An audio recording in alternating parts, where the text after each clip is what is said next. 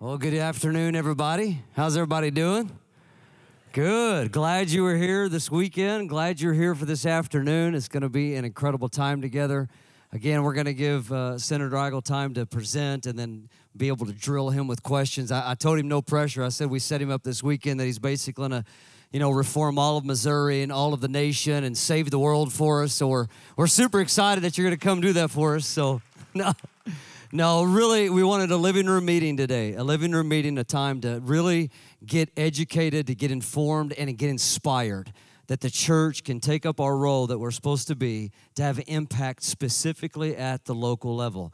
The few times that I've got to interact with them, I walk away inspired. I go home, I tell my wife, Amanda, and just our vision for our kids and our future.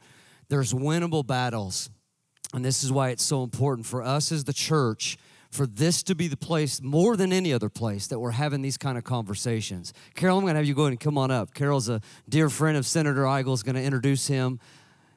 Been rallying people. It was actually Carol. Carol had a meeting out in St. Charles County a month or two or three ago on a Thursday night, and me and a few others, you kept, I think, unrelentingly inviting us. You got to come, you got to come, you got to come. So I finally said, okay, we'll go. And we was out there in some co-op, and we're at this meeting, and not really used to going to political meetings at all.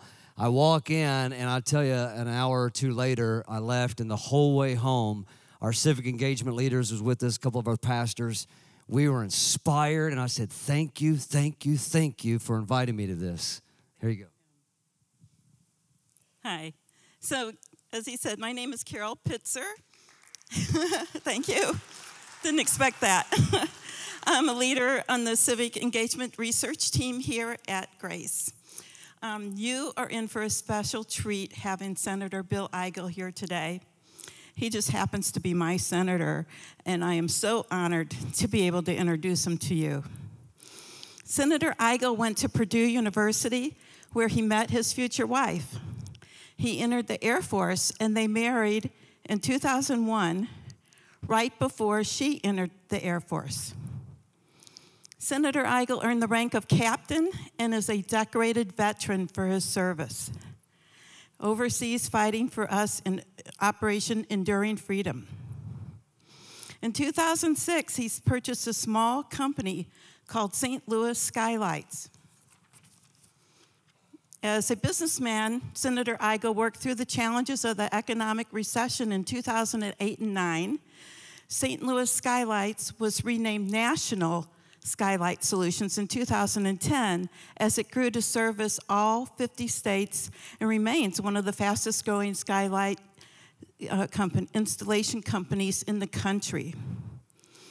I met Senator Eigel when he was running for the Missouri Senate in 2016, and he was praying, him and his wife were praying about if he should run. He did, and he was reelected in 2020. He continues to fight for us, for the unborn, for our constitutional liberties and God-given freedom. This senator fights hard for you and I in Jeff City, as he truly serves we, the people. He is one of the leaders of the 100 PAC that seeks to get stellar candidates like himself elected to the Missouri Senate. You can hear him speak candidly on his radio program, The Echo Chamber, on Real Talk Radio, 93.3 FM. So Senator Eigel and his beautiful wife now have a beautiful daughter and a handsome son. I believe he has the Lord's blessing. I pray you give, Lord, Holy Spirit, I pray you give us eyes to see and ears to hear. With great pleasure, I introduce to you Senator Bill Eigel. Awesome. Carol, thanks so much. All right, am I using this one? All right.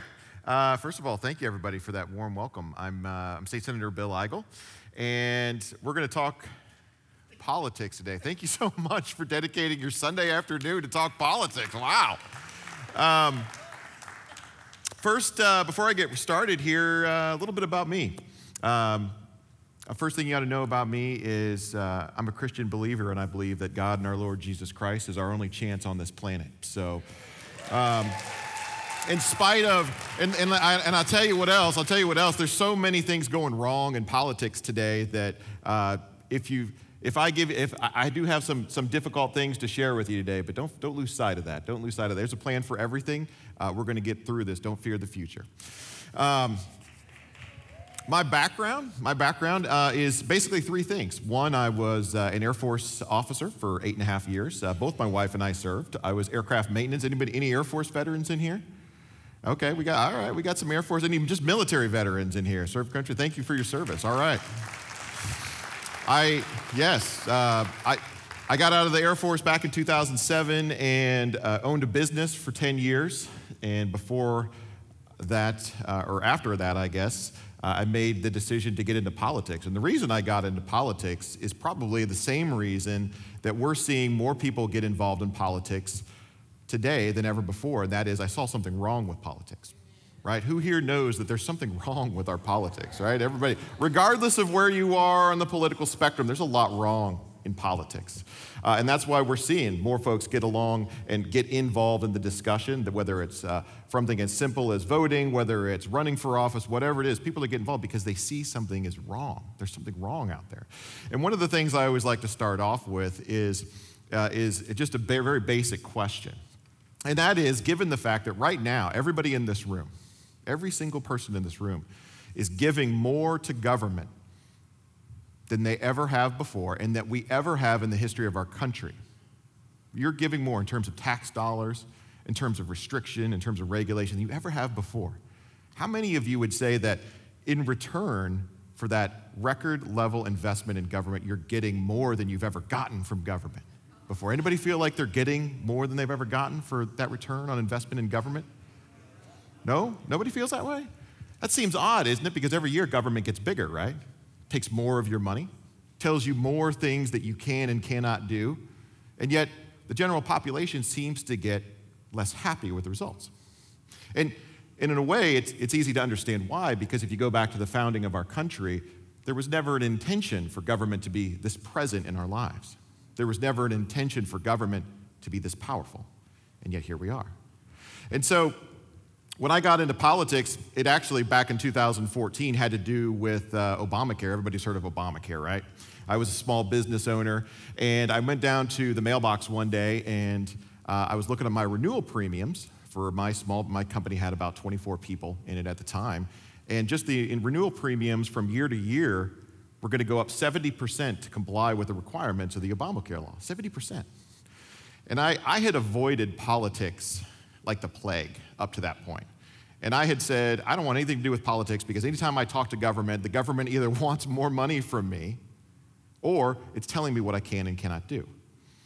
But at that moment, I thought, you know what, I gotta get involved here because now government has gotten to the point where it's in a very real way impacting my ability to pursue life, liberty, and happiness.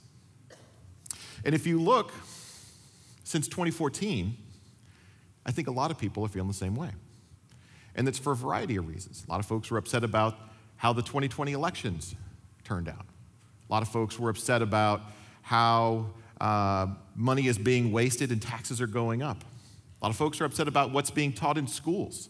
A lot of folks are being just upset in general that right now we're spending so much of your money in government that who here is being affected by the cost of inflation, right? Who here likes paying almost $5 a gallon for gasoline just to get your car from your home to your business? Who's responsible for this? Well, it's government. Believe it or not, it's government. It's not something happening on the other side of the planet. It's government. It's the policies that are being applied. And so what I've done is I've gone around, as I've served in office, I got a chance to see, I went from knowing, believing something is wrong to actually seeing it with my own eyes. Going down to Jefferson City for 6 years and seeing with my own eyes just the waste that occurs, just the level of influence that special interests have. Has anybody here heard of the description of the swamp, right? We always talk about the swamp. Everybody wants to drain the swamp. And actually, people on both sides of the political spectrum say that. even though they may be referring to different things. We all want to drain the swamp. The swamp is a collection of very powerful special interests that want benefits for themselves, for the few, over the many. And government is about power and control. What mechanisms does government use to tell you what to do? They use force, right? That's what they're doing. If you don't do this, you're going to go to jail. If you don't pay this tax, you're going to get a fine. And so, as that power in government grows, the liberty of the individual dies. Our founding fathers understood that. They tried to give us a country that would stand for the advancement of everyone, equally under the law. Was it perfect? No, of course not. Along the way, we've had to make some adjustments to that, and that's okay. But now we're in an environment right now where, as I said, you have more government, more control in your life than any American to come before you. So let's talk a little bit about Missouri. Missouri is a very red state, right? It's a very red state, controlled overwhelmingly by Republican office holders, and so that's mainly what my talk is going to focus on today, the Republican Party, and what the Republican Party is doing in the state of Missouri. Does it mean that Democrats don't matter? No, of course not. It doesn't mean that at all. It just means that the direction of the state is going to likely be decided by those policies as advanced by the supermajorities of Republicans in Jefferson City and the supermajority of statewide office holders, including the governor in Jefferson City.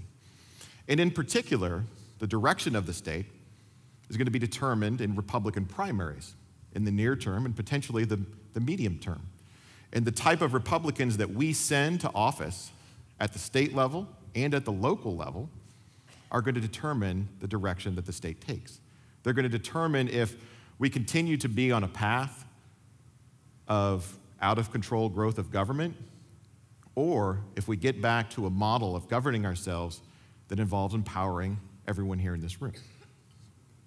So I'm a state senator. I'm going to talk in particular about the state Senate. Now, I represent Eastern St. Charles County. Each state Senate district represents about 180,000 people. We're not in my Senate district right now. We're actually in the 24th Senate district, which is currently represented by Democrats, State Senator Jill Shoup. I know Jill very well. How many people, are there anybody here from St. Charles? Okay, oh, we got, all right, wow, we got a lot of folks from here in St. Charles. Okay, so one of the senators, the other senator in St. Charles County is a guy by the name of Bob Onder. Anybody know Bob Onder? Okay, all right, very good. So when we talk about the decisions in primaries, if you know Bob Onder, you probably also know that he's termed out this year, and we're going to pick a replacement for Bob. And coincidentally, Jill Shoup, the senator for this area, is also termed out. It's going to be pick a replacement for her as well. So these are the types of decisions, and I would make the case that the makeup of the Missouri Senate is so overwhelmingly important because of how our legislature is designed. We have a very unique function in the Missouri Senate, in particular relative to other states, in that we have the ability to do this thing called filibustering in Missouri, the Missouri Senate, which means that if a bad bill comes up on the floor that another senator doesn't like, any individual senator can stand up, start talking about their cat. And I've done that. Trust me, I've done everything from, I've read song lyrics, I've read passages from the Bible. We were going to play a game of Battleship on the floor one night to slow bad legislation. In fact, that's ultimately why I chose to run for the Missouri Senate over the Missouri House, is because in the Senate, you have the ability not just to pass good legislation, but to kill bad legislation. And trust me, if there's 100 bills out there that are being offered by members of the legislature, there's a really good chance that most of them shouldn't become law. So what you have up here, and if you can't see it clearly, it's okay, because I just want to give you a sense of it. You have the 24 Republican state senators that make up the Republican caucus in the state of Missouri. Now, we talked about myself. I'm up here, I'm on here as well. And so as we go through some of the votes that these Republicans have told you on one hand that they would do, and on the other hand, you're going to see how they actually voted. I'm up here too, so I'm kind of third from the right over here. Bob Onder is right next to me. Just out of curiosity, is anybody familiar with any other Republican senators? I can point them out. Mike Moon. Mike Moon's all the way on the right over here, right next to me. He is famous because he is pretty much the only guy in the Senate that has a mustache. So he's easy to point out. Koenig, all right. Koenig's down in, Andrew Koenig is down in St. Louis County, just south of here. He's right here. Anybody else? Burleson. over here between myself and Mike Moon? Okay, I see a theme here in the names that I'm hearing, all right? Each of the names I've heard so far are members of a so-called conservative caucus. Has anybody heard that term before? All right, the conservative caucus is actually a subsect of the Republican caucus that strives to fight for actual Republican principles. I'm going to make the case to you by showing you a number of votes that would indicate that a lot of Republicans, what they're saying to you as of who they will be if they get into office during campaign season is far different than the things they're actually voting on once they get down to Jefferson City. That's the crux of the presentation today, and that's why it drives home how important it is for you to be engaged in what's actually going on down there in Jefferson City. So outside of the conservatives, which also tend to fall on the right side of the spectrum, anybody else? Any other senators you've heard of? Lincoln Hough, there's a good one. Lincoln Hough. He's all the way here on the left. It wasn't by accident. Elaine Gannon down in Jefferson County. She's right here. Way over there. Yes. Elaine, very nice lady. Caleb Rowden, Dave Schatz, they're all up here. Dave Schatz, right here. Caleb Rowden, right next to Lincoln. Down here. Keep an eye on those two. Those two are important. Dave Schatz and Caleb Rowden are actually very important. And the reason is they're important. They're the members of leadership. So even though the Senate is kind of a horizontal structure in terms of the power structure, there is a role for leadership to play here because the leadership determines what bills get referred to what committees, what bills come up on the floor for debate. They have an outsized impact on which bills pass and which bills don't pass, even more so than the everyday Republican, everyday senator. So keep an eye on those. All right, so what we're going to do here is I'm going to go through some votes. And when we talk about problems of government, one of the biggest problems of government, I think, and this is actually true for regardless of party, Republican or Democrat, I think one of the biggest problems in government are you have a lot of folks, a lot of men and women that are saying one thing in campaign season and then they're doing something else once they get down to Jefferson City or Washington, D.C. You know, trust is probably at a low point between constituent and elected official. And it's because folks generally don't feel like politicians are trustworthy, that they're going to do what they said they were going to do. In fact, I tell people, I used to serve in the military, and the response I generally get is, yay, that's great. Thank you so much for serving. And then I say that I was a business owner after that, and they say, oh, that's fantastic. We need strong businesses in our community. And then I say I became a politician, and they say, ooh, what happened? So the trust is low. Well, one of the things, if you want to know how a Republican is expected to act, you don't have to really look any further than the GOP platform, right? If you want to know how a Democrat is going to act, you don't have to look any further than the Democratic Party platform. So the GOP platform specifies a bunch of different policy issues that we think, as Republicans, are important. Important not only to preserve and protect your rights as citizens, but also to limit the size and scope of government. And one of the most easily understood of these principles is the fact that it's Republicans that are ones that are standing up and saying, lower taxes are better. Who here believes that lower taxes are better? All right. Anybody want to pay more taxes to the government? I got a couple hands. That's okay. That's okay. And listen, by the way, there's nothing stopping you from sending more money to the government. There's nothing stopping you. But I would tell you, one of the things that shocked me was how much money is actually wasted in government. And I don't just mean at the state level, but at the federal level as well, and at the local level. So one of the things that Republicans told you in campaign season is that we were going to lower your taxes. Right? We were pretty clear about that. We were going to lower your taxes. And yet, do you recall a couple of years ago, actually it was last year, when the Republican legislature passed a gas tax? Right? They passed a gas tax. Largest tax increase in the history of the state. Should have gone to a vote of the people, but they circumvented that constitutional requirement as well. The reason they did that is because the people had already said no several times. Talk about trust. That's why people don't trust their government. That's why they don't trust the elected officials. So, but you would think with 24 Republicans in the Senate, we would have defeated such a measure as when it came to the floor, except for two things. One, the sponsor was actually Dave Schatz. He's the pro tem of the Senate. And two, a lot more senators went back on their commitment to oppose that tax increase than possible. So I'm going to show you the results of that vote, and I'm going to show it to you by for any Republican that voted against the tax increase, which was the right vote in accordance with the GOP platform, I'm going to have a little Republican icon appear above their head to show that they got the right vote. If they voted incorrectly, I'm going to have another icon appear below them. So you can graphically, visually see as we go through these votes how Republicans are doing as related to what they said they were going to do. Let's see how the Republicans did on the vote for the gas tax. 12 Republicans joined 9 Democrats, not 10 Democrats. There are 10 Democrats, by the way, in the Missouri Senate chamber. One of them voted against the gas tax increase. But 12 Republicans joined 9 Democrats to pass the largest tax increase in the history of the state. Now, of all the things to raise the cost of right now, who here believes that gas is probably the worst one to do? Now, when Republicans talk about high gas prices, including many of the folks on this page, who do they blame? Who are the Republicans blaming for high gas prices right now? Russia. Who here? Biden, right? It's Biden's fault. I hear that a lot. But the reality is, and that is partially true, but the reality is these were the Republicans that actually voted to make gas more expensive in this state when we didn't have to.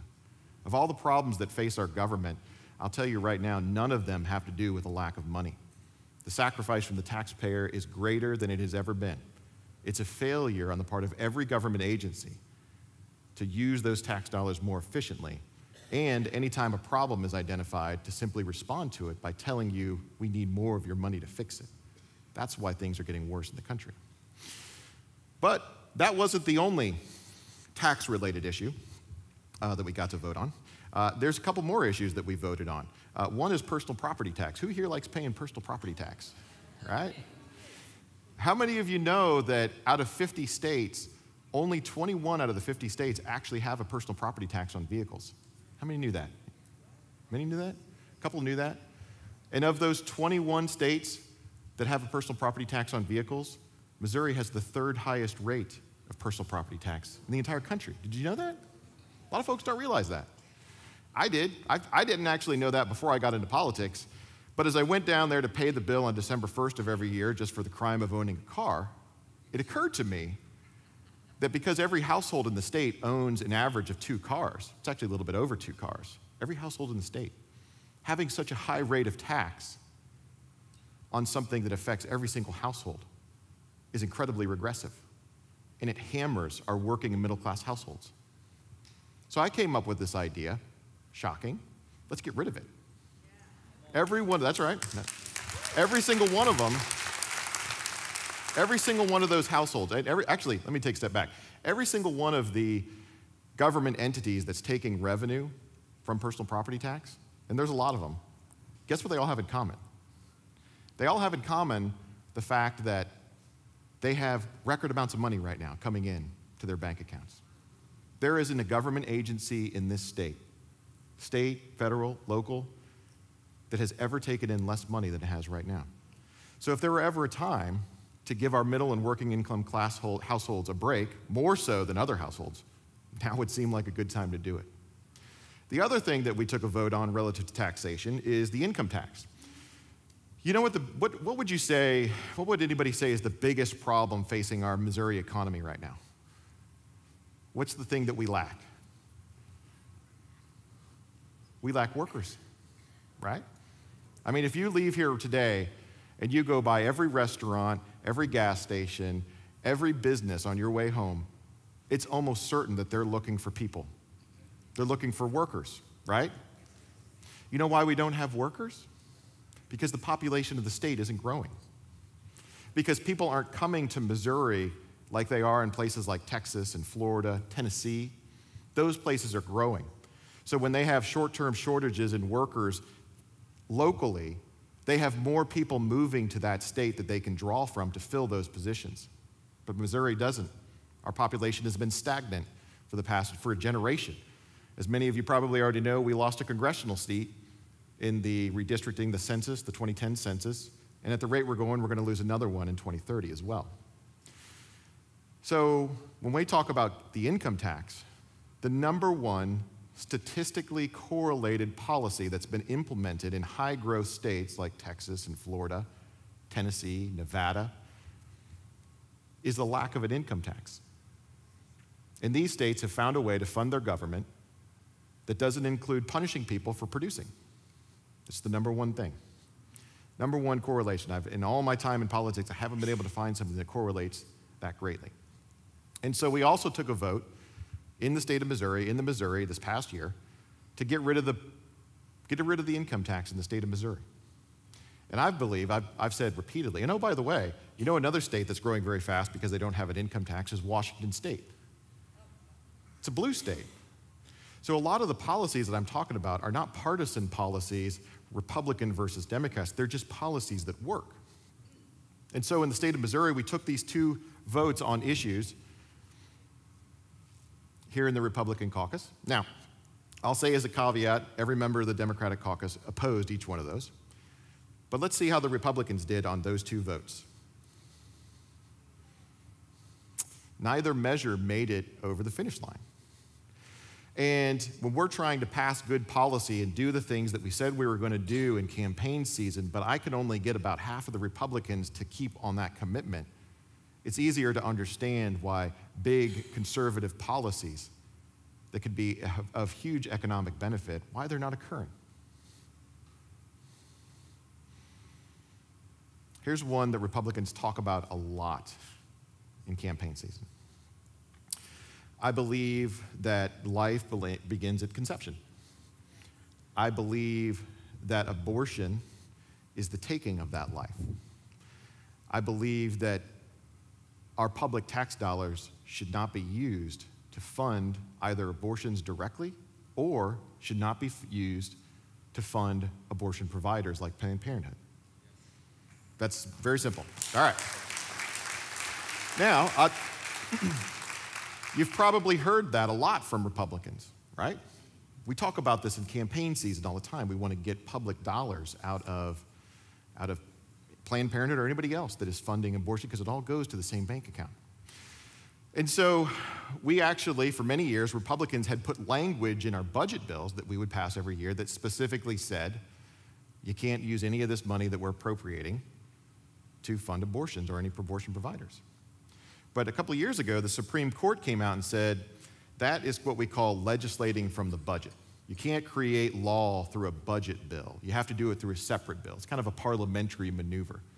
So there was a need for us to pass another bill, a separate bill, that would specifically prohibit public dollars from going towards abortions. And so last summer, we had a special session where we were actually talking about re-upping another federal tax that was subsidized by the hospitals.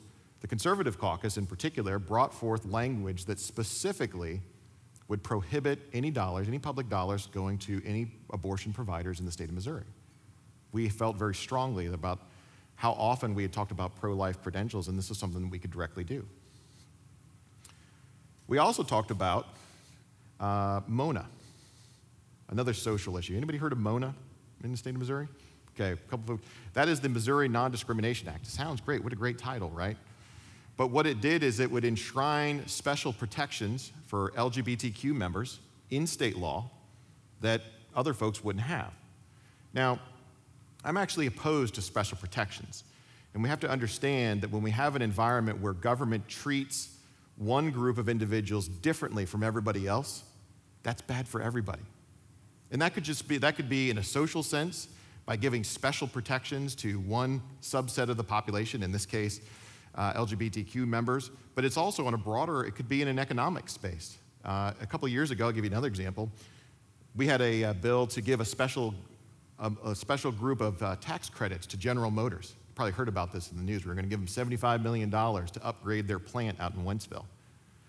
You know, the two senators in St. Charles opposed that because I asked a very simple question. Why does General Motors deserve money and not any other business in St. Charles deserve money? What about small business? What about your favorite restaurant in St. Charles County? What about a business in Springfield? Why don't they deserve tax credits and special benefit from government? So the point that I would make to you is that if you truly want a united population, you can't divide them in state code. You can't define them differently via government fiat and then expect them to be united on the other side. So I've opposed anything that provides special protections. And the LGBTQ community has been pretty aggressive, in my mind, about the pressure it's placed on our public schools. We've got a conversation going on about transgender kids in sports.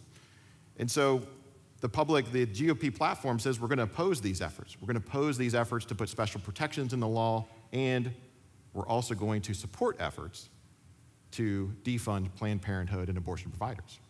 Let's see how they did on these votes.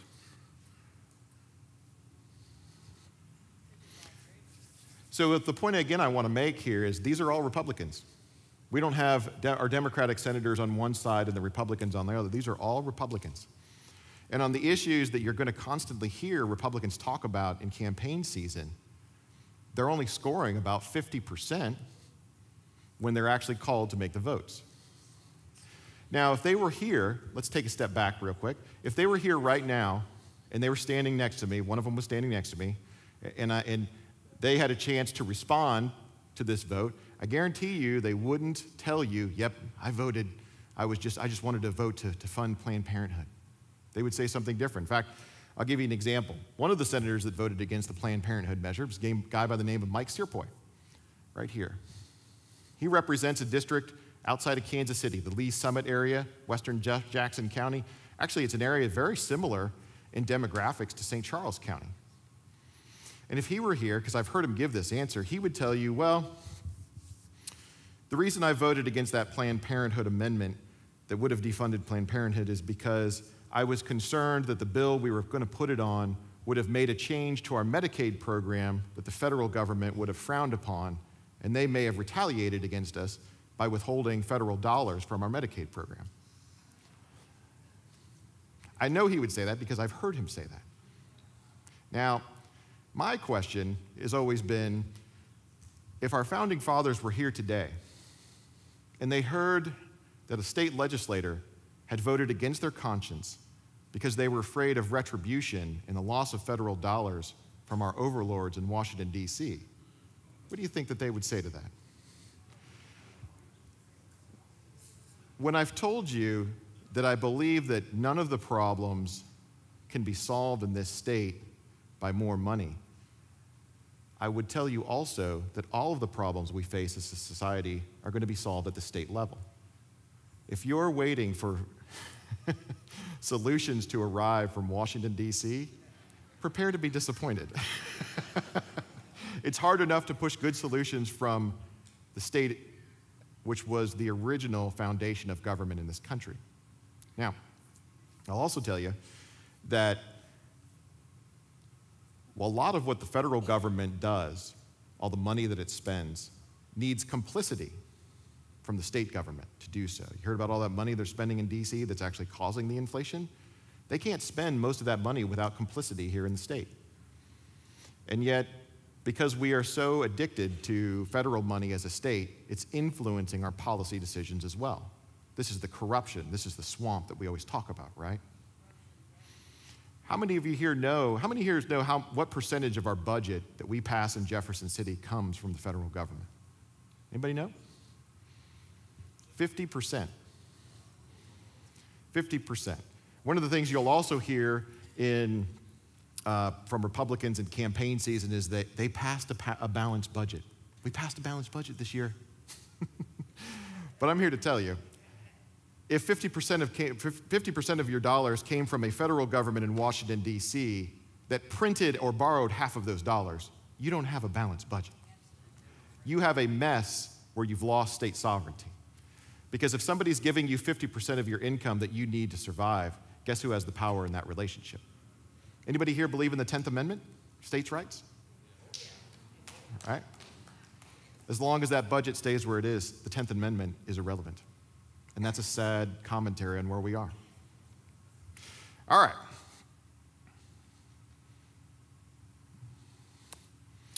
Another bill that we passed this year was Fast Track. Anybody heard of Fast Track bill? Fast Track? Anybody who's heard of Fast Track? Okay, we go. I see you back there. I see you. You know where Fast Track is. Fast Track is free college. How many here knew we were passing free college programs here in the state of Missouri? Who at the national level, by the way, proposes free college?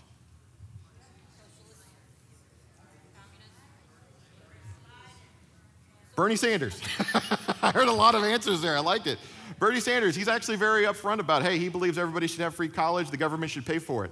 I don't believe that because I think that would be an incredibly socialist endeavor to provide education, free education to anybody with no strings attached. No, you could study whatever you want. The economics on that are horrible, but that is a very liberal democratic policy.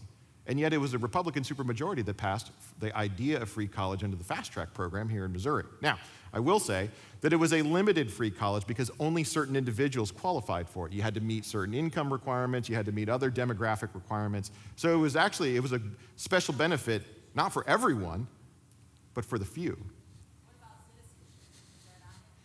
Hold on, y'all get there, because we actually did talk about citizenship on this particular bill. Now, the conservatives in the Missouri Senate, the Republican conservatives, were opposed to this idea of free college, but it was pretty clear that the Republicans wanted to pass this free college. And so we at least said one of the issues that we don't deal with a whole lot is illegal immigration at the state level. So we decided to offer an amendment on the floor when this bill came up for debate that said if for all the public universities in the state of Missouri that can take advantage of this new free college program and offer it to students, we at least want to put a prohibition in place that states that if that college also enrolls illegal immigrants, that they wouldn't be eligible for this new program. Very simple. Now, Republicans talk about illegal immigration all the time. So you would think that this would get unanimous support, right? Because if we're going to create a new government program, we should at least make sure it's going to actual American citizens. Only about half of the Republicans actually voted for that amendment, and it failed. Now, why did it fail? Well, because we also knew something else, and that is that all of our public universities are actually enrolling illegal immigrants right now under the DACA program. So if you put such a requirement on the new fast track program, it was kind of a backwards way of actually defunding the fast track program in the first place because no one could comply with it. No one could comply with that mandate. I saw it as an opportunity to bring light to the issue to say, do we think that illegal immigrants ought to be enrolled at our institutions? My answer was no. But we also took two other votes, which I think are very forthcoming. The second one had to do with the transgender movement. We are familiar with the growing movement of this phenomenon of boys playing in girls' sports. Anybody familiar with this? Anybody watch the Leah Thomas stuff going on? He was the swimmer. So we also brought an amendment forward that would prohibit anyone from taking part in the fast track program, any higher education institution from taking part in the fast track program if they allowed boys to play in girls' sports. We offered that as an amendment. And then the final amendment that we offered said that any institution of higher education that taught critical race theory or that taught that America was a racist country, which we felt was effectively teaching our kids to hate their country, would not be eligible for the fast track program. We took those three votes, the one about illegal immigrants, the one about CRT, and the one about the transgender sports. I showed you the first vote on the illegal immigrants. Let's see how they did on the next two. Now, if you're like me, you hear Republicans talk about these things all the time. Now, I'm a military guy, I am a business owner, and one of the things that I struggle with most is when people just lie to me. I've never understood how this has taken such hold in the realm of politics where that's okay. But I absolutely feel like there's been a falsehood explained when you hear one thing from individuals that are running for powerful offices, and yet they get into office and they do something else. And why am I showing you this? I'm showing you this because I think when folks realize what's going on, it's going to have an impact on who they vote for in upcoming elections. We talked about there's a primary going on in St. Charles County. There could be a primary going on or a general election here in St. Louis County, and they'll have an effect. Finding out how people are going to actually react when they're called to take a vote, I think, is incredibly important. All right, redistricting. Now, this is a little bit more partisan, I understand. There are probably going to be some in the audience that maybe didn't want a 7-1 map. There are probably some in the audience that didn't want a 6-2 map or even a 5-3 map. There are some folks that if you're a Democrat, if I were a Democrat, I'd probably want a 4-4 map, right? So I'm going to throw that out there right now. And I completely understand that. I respect that. But for most Republicans that I talk to, when we do our redrawing of the congressional districts every 10 years, there was a general consensus, I would say an overwhelming consensus among Republicans, that we wanted to elect more Republicans to send to Washington, D.C. to oppose the agenda of Joe Biden. In fact, if you read the GOP platform, it says very clearly that as Republicans, we're going to do everything we can to take back the House and the Senate this year because we believe that Republicans have a better understanding of the proper role of government. So there was this conversation about redistricting, whether or not we should draw a so-called 6-2 map, which would be 6 Republicans and 2 Democrats, which would maintain the status quo of what we have now. If we should draw a 5-3 map, which would actually increase by 1 the number of Democrats, which would have been an extraordinary result given the political makeup of the state of Missouri. Or if we wanted to draw a map that would produce 1 more Republican, 7 Republicans and 1 Democrat. If you look in other states, other states around us were drawing their maps in line with their partisan makeup. The state of Illinois drew 2 new Democratic districts. The state of New York actually drew, I think, 5 new Democratic districts. The state of Tennessee drew 1 more Republican district because they all felt, as I felt, that was a reflection of the desires and perceptions of their state. So when we began drawing maps, I was stunned to find out that the first map that was actually drawn by Republicans over in the House of Representatives was actually a 5-3 map. It was stunning to me. Now, it was actually a 5, you can call it kind of a 5.5, 2.5 map because it was actually a 5, it would produce 5 Republicans, 1 almost even seat, and 2 Democratic seats.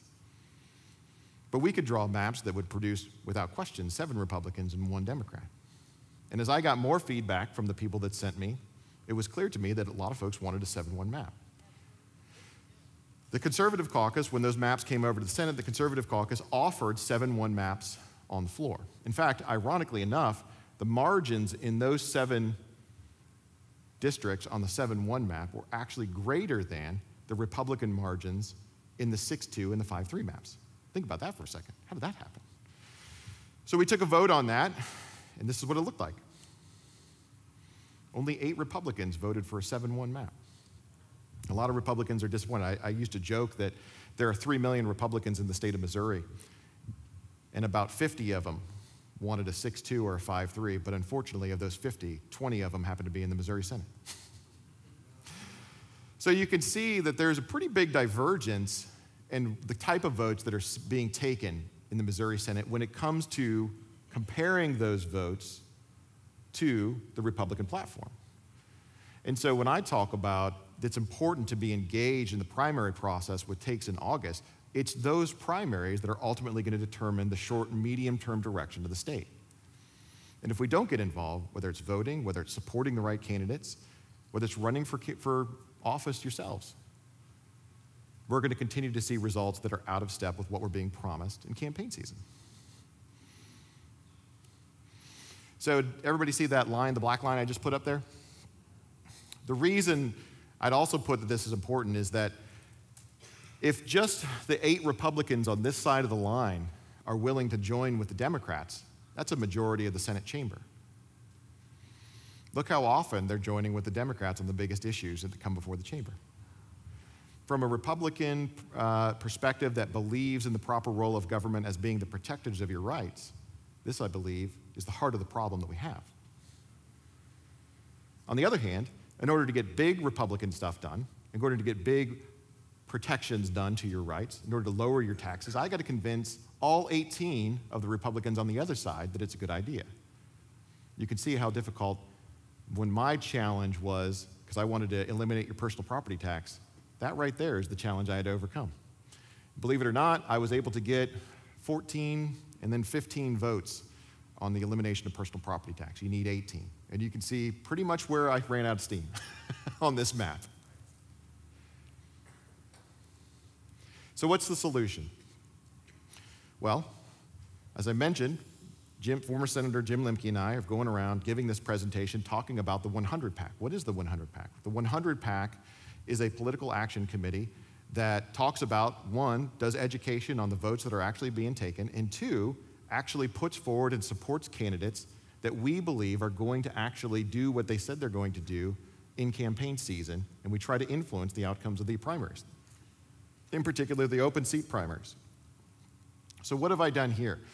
I've basically based on the results of all those votes that you just saw, I've moved the picture of that individual senator up and down. So if they're at the top of the screen, they did very well on that scale. If they're at the bottom of the screen, they didn't do so well. Poor Lincoln Huff over here almost fell off the screen. So we'll keep an eye on him.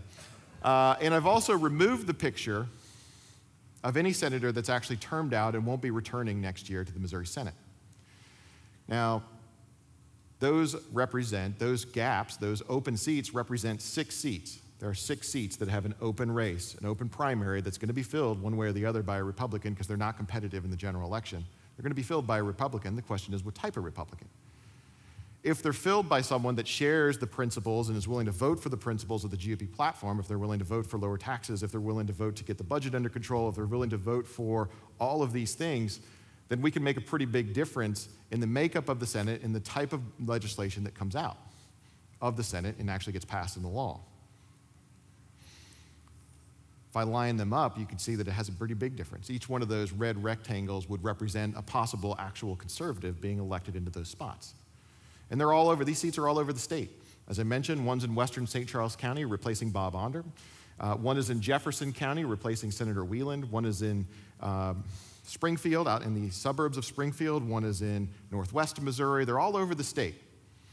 And the challenge that the 100 has is to not only get you interested in the races that may be happening right in your backyard, but also to understand that the races happening far from where you're at are having just as much impact on what's happening in this state. One person that I was impressed, somebody actually knew Lincoln Huff. Most folks have never heard of that name before, and yet that's the senator that's most responsible for opposing some of the biggest pieces of Republican legislation that failed to get over the finish line this year and last year. So understanding that we not only have to be engaged in voting for the right people in our area, but supporting folks that share those beliefs all over the state is incredibly important.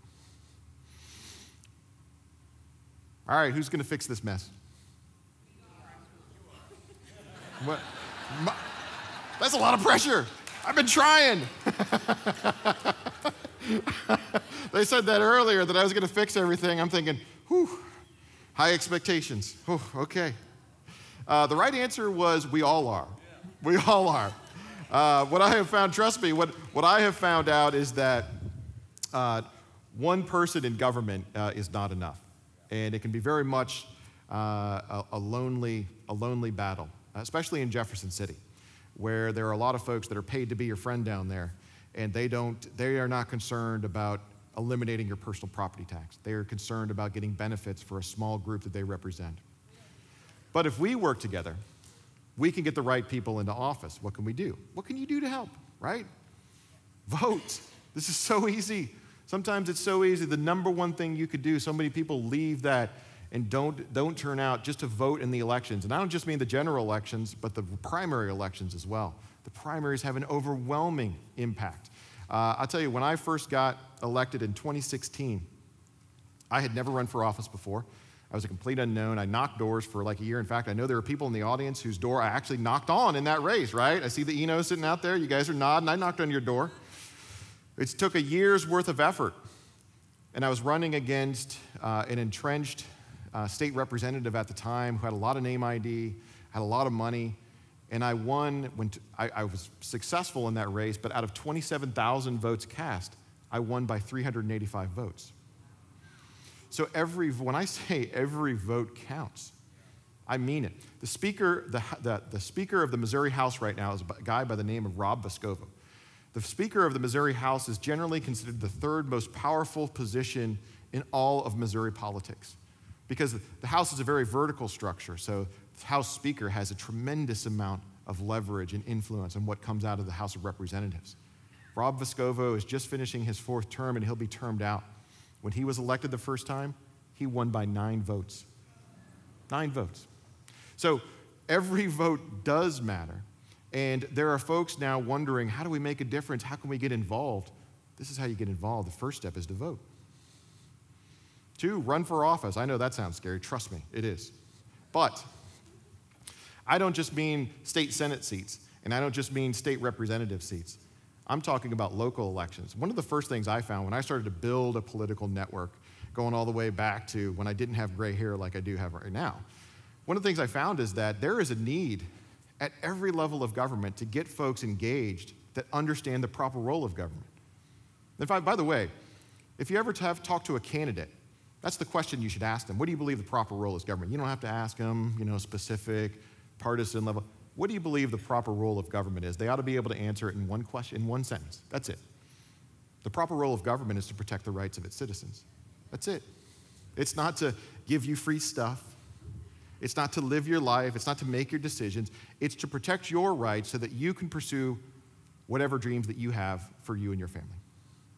And if you ask candidates and elected officials that question, you'd be stunned at the answers that you're actually going to get. So run for office. Get involved, whether it's a school board. I tell you what, we had some very exciting school board elections just a couple months ago, right? For a lot of folks, those school board elections were the first time that they ever got involved. And the reason they got involved was because they were unhappy with the responses they were getting from the school board members that weren't responsive to them as parents. In fact, I just gave this presentation over in Warrenton County, and 3 people in the audience had all run for school board for the first time in their lives, and they had gotten involved. Well, not only are people running, they're winning some of these races too. In St. Charles County, we had 2 brand new candidates backed by parents groups all over the county that took 2 seats on the Francis Howell School Board, the largest school district we have in the state. That's right. Those races, those local races, take every bit as much dedication, time, and prayer as some of the bigger races, and have more of an immediate direct impact on results than what you'll get if you elect a new congressman. That's for sure. So get involved. Consider running for office. And if it's not school board, trust me, we have ambulance boards and fire boards, city councils, county councils, everywhere that are impacting the parameters of how you're going to live your life. And if you can find somebody that wants to minimize that impact, they're probably the right candidate to go with. Support the right candidates. This goes without saying. Candidates need 3 things. 3 things. They need the same 3 things. 1, they need your time. They need you to go with them to knock on doors.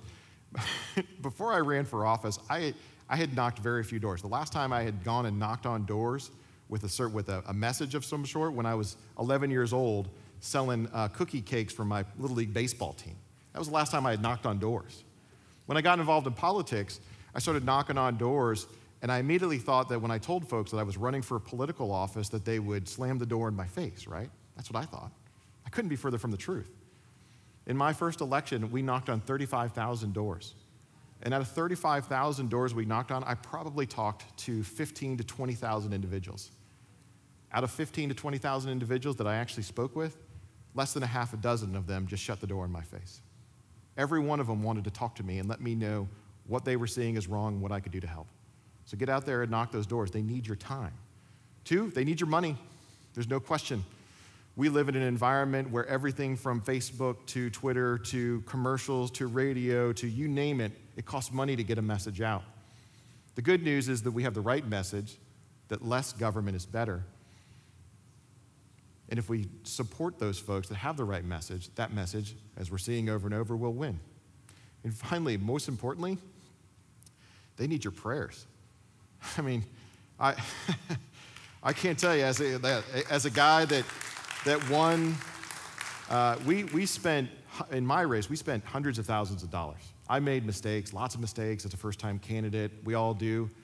And I told you I won by less than 400 votes. Believe me, the last thing that I was doing as we were waiting for those results to come in, as I was throughout the campaign, was praying. And I needed a lot of prayers to go with me.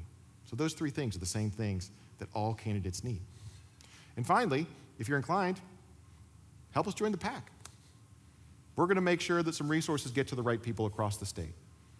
We're going around to presentations like this asking for effectively the cost of a cheeseburger every month. Because if I can get 1,000 people that are willing to put in $15 a month, we can get a lot of the right candidates elected. I'm not running for election. I can, in fact, because of term limits, thankfully, I never have to run for state senate again. That's fantastic. But there's a lot of candidates that need the help. So, to the PAC. To the PAC. In fact, I think, Jim, you passed out a couple cards that has information about the PAC to where you can go, the website. We actually have a newsletter, so some of the inside baseball that's going on down there in Jefferson City. Make sure you're keeping yourselves up to date on what's going on down there, because it does diverge from what you hear in some of the general news headlines. Or even worse, you won't hear anything about it at all. Do they televise anything? As far as The hearings that they're having? yeah, actually, it's a great question. All of the hearings, all the Senate floor debate is actually streamed live on the Senate websites. So if you wanted to hear me read song lyrics, you could actually have done that. So we'll. All right, so that's the presentation. We got through that, and it's always dangerous when you give a senator a PowerPoint presentation and a time commitment. But the rest of the time, I'm here for you. I'm here to just kind of answer questions. Wes, what do you think? I want to grab a mic and help facilitate a little bit. If I could get Mike and Phil, are you still here? I saw Phil earlier. Where are you at, Phil? Could you jump over here, Phil, and just help me manage that mic? So a couple of ground rules, just because we got a lot of people here. First of all, I am so pumped of this turnout. Look at this turnout, man.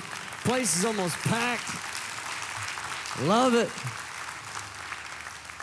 So because of this many people, we just ask you to come up and ask one question compared to, hey, I got 10 questions. If you have 10, just go to the back of the line if there's a line. But we can go ahead and just fill up the line right here. We can go ahead and start doing that now if you want to ask questions. But I get to go first because I got the microphone. I would love for you to speak into our inner city. You know, on one of the talking points between Democratic policies and Republican policies on more taxes is because of social programs that really do help the poor. At least that's the argument that I've always heard. Yep. So, however, we see our cities across America dominated by Democrats. That's right. And it seems that nothing changes. Right. So I would love for you just to let us hear. We have a lot of invested interest in the inner city of St. Louis. We do a lot of work with inner city ministries there. Families are down there. A lot of our guys are working down there every week. What is the story on the inner city and even the tension between the Democratic approach or the Democrat approach and the Republican approach? So great question, and you're absolutely right. We've got areas that are strong here in the metro area, but I think a lot of folks have the same concerns about inner city St. Louis. Here's why inner city St. Louis has high crime rates and it's struggling so much. It's because there's no economic opportunity down there. That's why. There's no economic opportunity. The city of St. Louis has an environment that discourages businesses from moving down there. And then they also have policies that they've implemented where, as things have gotten worse, they've looked for scapegoats to blame, and they're actually now blaming the people that are trying to keep them safe. That's the police. There's an old saying that I'm familiar with that I always mention when I talk about the city of St. Louis, and that is, the saying says that the forest was shrinking, but the trees kept voting for the axe because the axe was clever and convinced the trees that he was one of them by pointing out that his handle was made of wood. And that's what's happening in St. Louis City. St. Louis City, believe it or not, this is a statistic that'll blow you away. St. Louis City right now takes in $3 of tax revenue for every $1 that St. Charles County and the 5 largest municipalities in St. Charles take in combined. $3 for every $1, even though there's 100,000 less people in St. Louis City. If you want to do business in the city of St. Louis, you have to pay an extra 1% of your earnings tax, right? And then, because the policies have gotten so bad, who do you blame? It's the police's fault. We see that over and over. Until there's more economic opportunity in the city of St. Louis, we will continue to see high crime rates. And unfortunately, that's not going to be able to change until individuals decide that they've had enough and they're actually going to change direction, not just within the same party that they've been electing to office since World War II, but actually a change in direction. I know there are actually people in this audience right now that have been fighting the good fight down there in St. Louis City. And believe it or not, remember what I said about population growth? The inverse is true. The best thing you can see in an area that's doing well is population growth. The worst thing you can see is population decline. St. Louis City, because of the lack of opportunity, because that then leads to high crime rates and all the other bad elements of government, whether it's bad schools, what have you, they're actually shrinking faster than any other metropolitan city in the country. In fact, at the rate they're shrinking right now, theoretically, by the end of this century, there won't be a single person living in St. Louis City. Until that turns around, until they stop voting for the axe, none of that's going to change. Oh, yes. So there is, yes, I love that one, by the way. There is a meme. Everybody know what a meme is, by the way? There's a meme that I saw that I thought demonstrates this beautifully, and there's 4 pictures in the meme. The first 2 pictures are a picture of 2 cities in 1945. The first city in 1945 it pictures is Hiroshima, right after the dropping of the atomic bomb, which of course it was devastated. There was nothing left. Rubble. The city, everything had been reduced to rubble. At the same time, there was a picture of Detroit in 1945. And you recall, Detroit had actually was the center of American war production back in World War II. We were churning out tanks and planes and vehicles. It was the center of economic opportunity at the end of 1945. The second set of pictures were 2 more pictures of the same cities, only in 2018. One was of Hiroshima. Hiroshima has been completely rebuilt. If you've seen the pictures and what's going on in Hiroshima, it is a vibrant, growing city today with very few scars left over from the atomic bomb. Detroit is on the other end of that spectrum. They're bankrupt, people are leaving that city, and they're beset by more economic fallout and more economic devastation than virtually any city in America. There's a caption at the bottom of these 4 pictures that says, "This is proof that it's easier to recover from a nuclear strike than a generation of democratic control." So, keep that in mind. All right, more questions. Who wants to go first? Okay, as part of candidate recruitment, what's your next position that you'll be seeking? I'm sorry, say that again? As part of candidate recruitment, what is the next position that you'll be seeking at the state level? Me? Me personally? I'm looking very closely at private citizen. So, I know. Here's what I appreciate. I see you, Paul. I see you. One of the things I always say is, God has a plan for each of us, and I am a big believer of that plan. If I had the time to describe all the things that have had to happen just a certain way, completely outside of my control, I could really describe the hand of our Lord in my life, just like I know it's present in every person's life. And you know what? If there's more of a role for me to serve in public office, I'm happy to do that, and I'd pursue that. But if not, I'm also happy to be a private citizen. So that's 2 years from now. We got some time before we got to consider that. And this is a little bit off topic, but today's May 22nd, the first date of the 4 days of the meeting at the WHO. I'm scared to death of this. I know what's going on in Shanghai, and no way in the world should WHO have anything to do with our decisions. Right. What is Missouri doing to possibly combat that? Because I do understand that each state has the ability to say, no, you will not govern us. Right. So great question. And so you're right on one hand that there's not a lot of things the state right now does directly with the WHO, and certainly if there were, I would be opposed to that. But the entity that does interact and give power to the WHO is the federal government. And if we want to have more control over what's actually happening with the federal government, then the first thing we've got to do is stop addicting ourselves to all the federal dollars coming out of Washington, D.C. We can't act as a sovereign state while we're taking 50% of our budget from Washington, D.C. And by the way, the problem is not a party-related thing. This year, Governor Parson came out with a $47 billion budget. It was passed by the legislature. I opposed every single budget bill. $47 billion, is that a lot of money? You know how much money that is? That means that the state of Missouri right now is spending more per capita, per person, than the states of Illinois, New York, and California. Think about that. We're spending more per capita, per person, in this state than those states are. So when I hear, and that is an effort being led by Republicans in the Missouri Senate, in particular, that want to spend more money. There's an addiction to money that is putting us in making the state and the country incredibly vulnerable. I mean, look no further than what's happening with inflation. So your question, I'm kind of answering it in an indirect way. The WHO, the UN, these international globalist entities are trying to take away the US's sovereign place as a leader on this earth, right?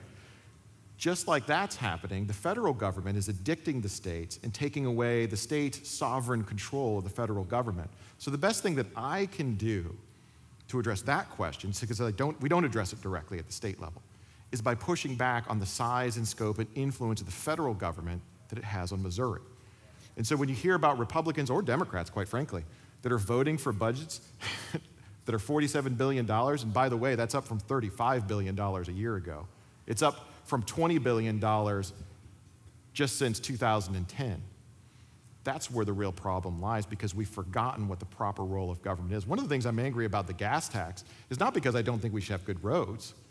It's because if we would have taken just a little bit of time to identify all the other ways that we have in our government, we never would have had to respond just by asking the people for more sacrifice. So we've got to get away from our dependence on the federal government, and that will help address our dependence on international organizations.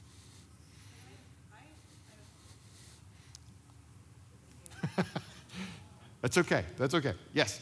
Hey, sir. Thanks for coming out. My name's Dustin Hill, and I was in the Marine Corps for 8 years, but both my parents were in the Air Force, so. All right. I don't Wait, hold it against you. your parents were in the Air Force and you were a Marine? Yeah, what I happened? don't know what the hell happened. They were just like, all right. I'm actually running for U.S. Congress in Missouri's 3rd District. Great. So, all right. Yeah, I hope you Run and for I. office. Yeah. I hope you and I are maybe the first of a wave of veterans. I'd like to see you run for office, you know. But getting to my question, what's a piece of federal legislation that you think would be most helpful to the state of Missouri or the conservative movement that we need to get passed? I'd like to see limits placed on how much money the federal government can spend. I'd like to see limits placed on how much money, if any money, the federal government can borrow. And keep in mind, when Republicans were in charge, and I'm a Republican too, so this pains me to say, but when Republicans were in charge in Washington, D.C., the budget was still getting bigger. There's only 2 objective measures of the size and scope of government, right? Two objective measures. 1, the number of tax dollars that they spend on your behalf. And 2, the number of rules and regulations that you have to comply with in order to stay out of jail.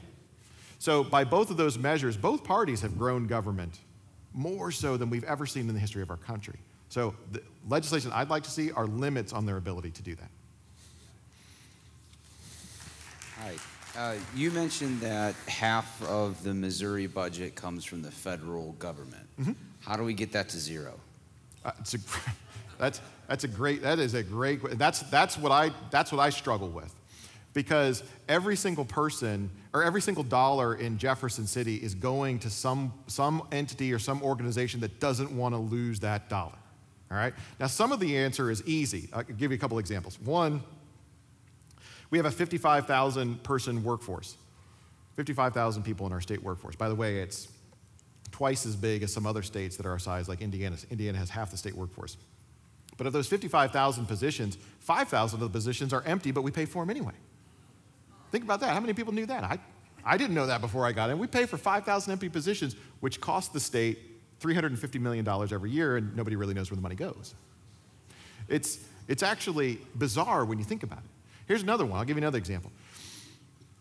We're the only state in the country, the only state out of 50 states, that when we have a Medicaid patient from another state, from Illinois, from Kansas, Kentucky, come to Missouri and get services at a Missouri hospital, that state will reimburse the hospital for those services. But we're the only state in the country that gives a second reimbursement to that hospital. We literally incentivize our hospitals to take care of other people's patients. You know how much that costs the state every single year? $270 million. So when I talk about when somebody from Jefferson City comes to you and says, you know what, don't you want nice roads because we need to raise the gas tax? I'm thinking to myself, if we'd have just put a little effort, if we want to spend more money on roads, fantastic, but if we just put a little bit more effort into providing the type of efficient government that we always talk about, we wouldn't have to raise anybody's taxes. So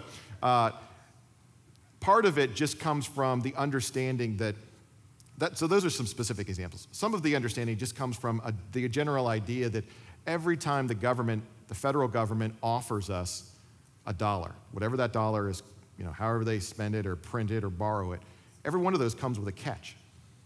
And if you're not inherently concerned about that, if you're not inherently resistant to that, then that's where the problem starts. I think every one of the 24 senators, if you asked them they were here on this stage right now, if you asked them if they believed in this 10th Amendment of states' rights and state sovereignty, I'm pretty sure every one of them would say yes, but then they turn around and they vote for precisely the budget bills that undermine it. So understanding, you asking that question in a campaign season and of candidates, are you prepared to vote against these budget bills? I voted against every budget bill except for one, which was the state debt. I voted to pay the state debt. Every single budget bill I voted against beside that. One of the budget bills was the Department of Elementary and Secondary Education. I don't know a government institution that is under more pressure right now than our public schools, right? Public schools are under tremendous pressure. Parents are furious all over the state. They're angry about a critical race theory. They're angry about their kids being masked. They're angry about transgender sports. The legislature this year, in response to all that anger from parents, increased the budget of our public schools by 42%. So now I voted against it, but this is the problem. We're saying one thing when we're talking to folks, but we're doing something else once we get down to office. Thank you. So my question is related to gas prices. Yeah. Is there a relationship between the high gas prices and the push for electric vehicles? And if so, what is the state doing to lower the gas prices? So, great question. And by the way, one of the most dangerous things people do when I'm in the room is ask me about transportation, because I'll talk all day about transportation. So first of all, there was a big push for electrical vehicles when Donald Trump was president and we had low gas prices. So high gas prices are not necessarily a result of a new push for electric vehicles. It's actually as a result of just everything's being inflated in our economy. Everything, that's part of it. And everything's being inflated in our economy because we have printed so many dollars that prices are going up as a result. In fact, since 2020, 80% of all dollars in circulation were printed since 2020. 80%. Trillions upon trillions of dollars. Now, anybody know the reason why we're able to print so many trillions of dollars but not end up like those old pictures of 1930s Germany where people were, pushing wheelbarrows full of cash? Anybody know why that is? We're the world reserve currency. There it is. We're the world's reserve currency. What that means is that when other countries conduct business between them, so if South Africa wants to buy something from Australia, right? Their dollars aren't compatible, so they actually exchange their national currencies into US dollars, conduct the transaction, and then change the dollars back. That's what's called the reserve currency world. Every country in the world has been doing it. So that creates a natural demand for dollars to do that. So that has allowed the United States to get away from some of the inflationary effects of printing all these dollars for many years. But now we've kind of reached a tipping point. There's so many dollars, there's nowhere for them to go. Prices are going up, and countries are starting to say, maybe we don't want to use the American dollar. What do you think Russia's saying right now? What do you think China's saying right now? What do you think India's saying right now? So if we move away from being the reserve currency of the world, we won't just have inflation, we'll have hyperinflation, and you will see folks with wheelbarrows full of cash. And if that happens, the federal government will no longer be able to print and borrow money. And if that happens, how do we get back to zero? It won't be a choice. It'll be a crisis. So these are the things that are making gas prices. Now, we've also done some other things. We shut down the Keystone Pipeline, which has shut off the flow of oil into America. That reduces supply and makes things worse. So that causes things to go up. And you've generally had an administration that's pretty hostile to exploration and opening of new markets. That goes in that too. All of those combined together, creating a very similar environment that we had back in 2008, which coincidentally was also the last time that we had non-COVID driven recession in the United States. As you've probably heard, the economy shrunk in the first quarter of this year. That should terrify folks. I'm not saying be scared, I'm just saying that that's a big red flag that we're on the wrong path as far as government policy. And those are the things that are driving, and it's not just gas prices, it's everything, right? It's food, it's consumables. If you try to go buy a car right now, if you try to buy a new car right now, it's gonna be 5 months before you can get that new vehicle, and it'll be a lot more expensive than it was a year ago, so. Hi, Bill. Hey, Dawn. I'm Dawn with Real Talk 93.3 FM. Plug. The voice of freedom, your voice of freedom. Plug that. Excited to get you back on the air now that your thing is over. Anyway, as a veteran, fellow veterans, I know that the state of Missouri cannot necessarily fix the national military getting injected with the vaccine. But we can fix the Missouri Guard from being injected with the vaccine. Sure. Because that is harming our military status. Yep. So what can Missouri do to fix that? Missouri can outlaw vaccinations, mandatory vaccinations. Very simple. And actually, to expand on that, you know, we started this conversation back in August about banning vaccinations because I don't think you should be injected with something at the cost of potentially losing your job or having a government tell you to do that. We actually started this conversation back in August when Joe Biden came out and said, hey, everybody's got to get a vaccine, right? That started a national conversation, national pushback against that idea.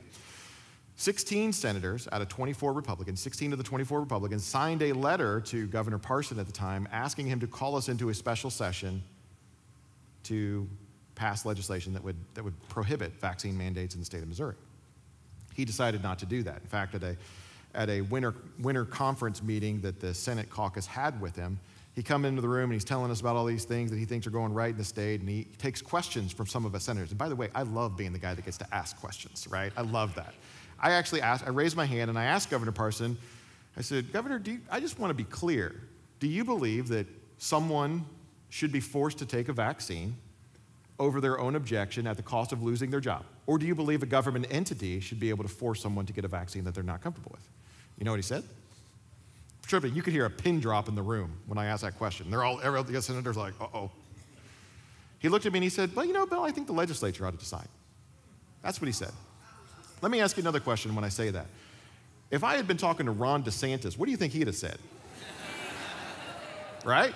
So, and by the way, that's a choice we're going to have to make in 2024.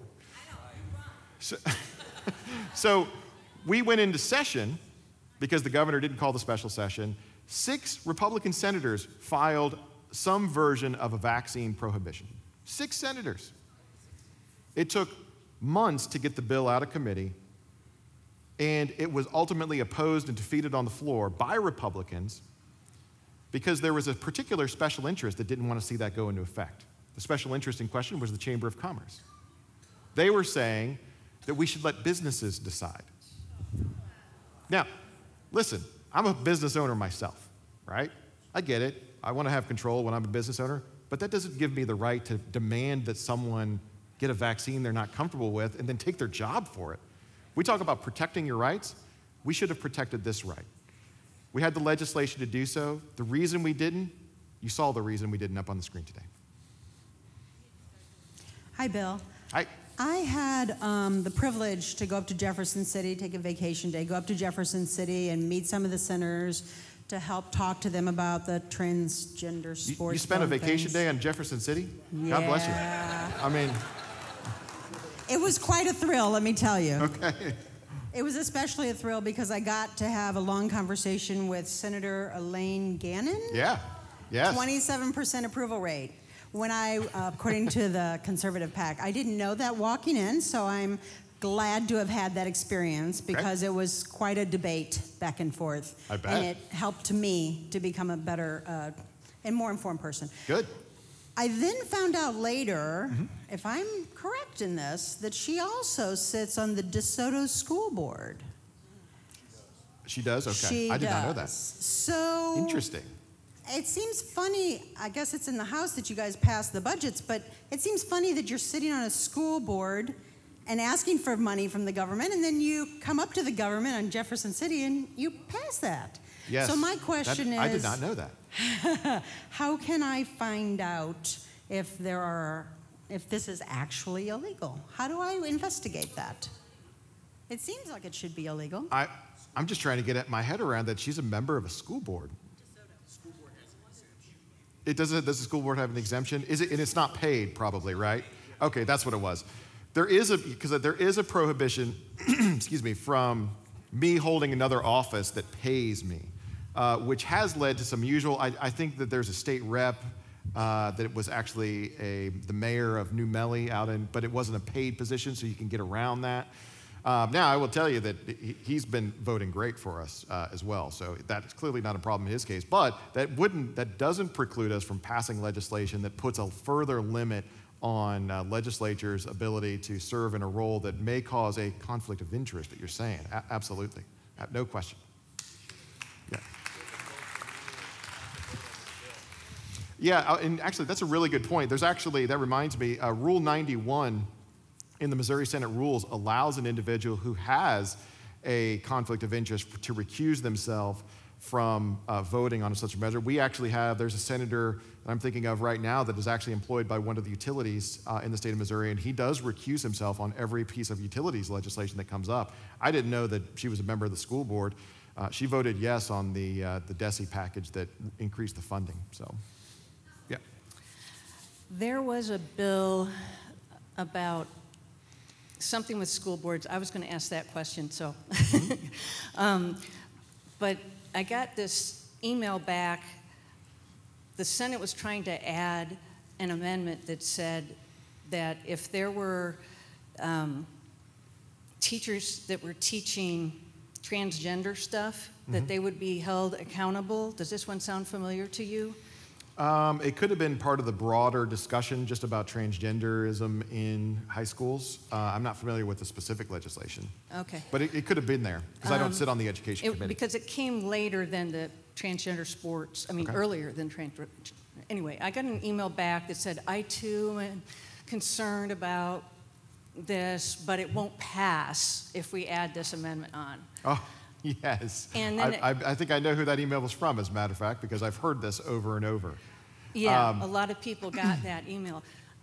Yes. What do you do about it? So, yes, okay, so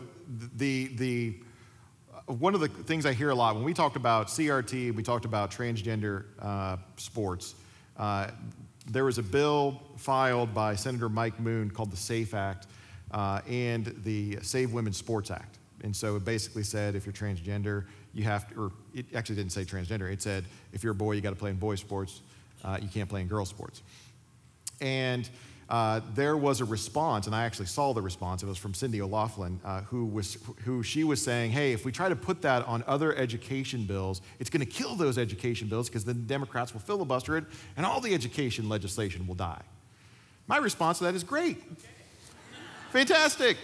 If we're not going to do the things to actually protect people, if we're not going to protect our daughters in schools, great, no legislation can pass. In fact, the Conservative caucus caught a lot of heat from the moderates in our caucus this past year because, as they're fond of saying, we filibustered for 79 hours on the floor. That was a lot of song lyrics that we read on the floor. The reason we were slowing legislation, the reason we were causing trouble, is because we were very clear that if we weren't going to do the things that the people had sent us there to do, if we weren't going to protect rights in transgender sports, if we weren't going to cut their taxes, if we weren't going to get the budget under control, then we weren't going to do anything at all. It was really simple. And if it killed a bunch of other legislation, I'm okay with that as well. So yes, there was this, I think, flawed mindset that, well, gosh, we got to wait for just the right time, and maybe next week is the right time to take a stand on a big issue, or maybe a few weeks, or maybe there's a different bill. The right time is now. The right time is, if we have a bill in front of us that we can put it on, then we should put it on that bill. Because if we don't and we say there's some other bill, that's tacitly saying that it's never going to happen. Because if not today, when? Why does next week make a better idea? So I think that's a false flag argument. I did hear that argument. I was disappointed by it. Hi, Senator. Hello. Simple question. Oh, I like those. If you go back to the chart that you were showing us, The chart. of Okay. the voting and all of that, Uh-huh. and you could pick 2 senators that aren't necessarily from our area, but that we could invest time, our money to defeat.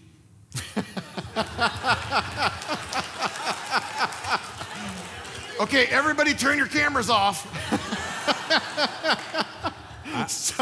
I have my own feelings, but you're the professional.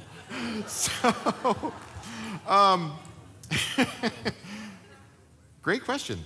Well, let me answer it this way. One of the 100 pack that I talked about, first of all, we focus on those open seats. If we get the right candidate into those open seats, the 6 open seats, if the right candidate wins all 6 of those, then we're going to have a conservative leader in charge of the Missouri Senate next year. All right, so that's the number one thing. The biggest races that we can influence are actually races that are pretty close to here. Mary Elizabeth Coleman is a state rep. She's a pro-life champion. She's running to be the next state senator from Jefferson County. I'll give you the one in western St. Charles County. Nick Schroer is a state representative. He's planning to replace Bob Onder. He's running against John Weeman. John Weeman is a state rep. He actually stood up on the floor of the House and publicly opposed repealing the personal property tax. So, oh, yes, he did support the gas tax out of committee. Otherwise, it would have died. Yeah, that was unfortunate. So those are 2 candidates around here. Another candidate around here is in Franklin County, Ben Brown. He's the owner of Satchmo's Bar and Grill. You probably know Ben. He was the guy that sued Sam Page, right? Yeah. I mean, if we got somebody that's going to fight and win to sue Sam Page, I need that guy in the Missouri Senate. I do. So those are some. But yeah, focus on the open seats. This map tells you everything else you need to know. Clearly, America is no longer a sovereign nation. So is it a priority to you that we go back to the Constitution and not be sold out to international agreements? The pandemic being the main one, because lockdowns and masks were enforced on the local level. Mm-hmm. I'm sorry, what was that last one, that last part? Lockdowns and masks were enforced on a local level, because Yeah. you kept saying that the federal government is yeah. the one that's, but the local level with the Absolutely. pandemic.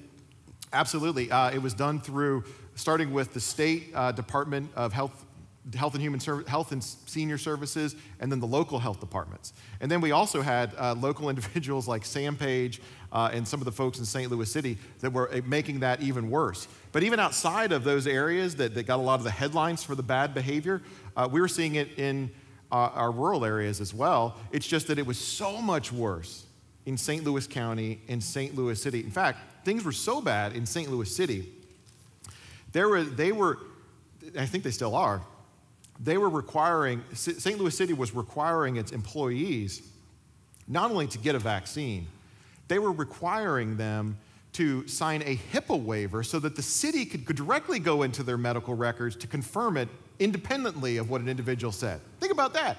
They actually wanted full access to all your medical records, and if you didn't do it, you were going to lose your job. So, absolutely right that we have unfortunately in the state right now, in spite of the fact that we're a very red state, we've got a lot of local tyrants, and I would consider Sam Page one of them, for sure.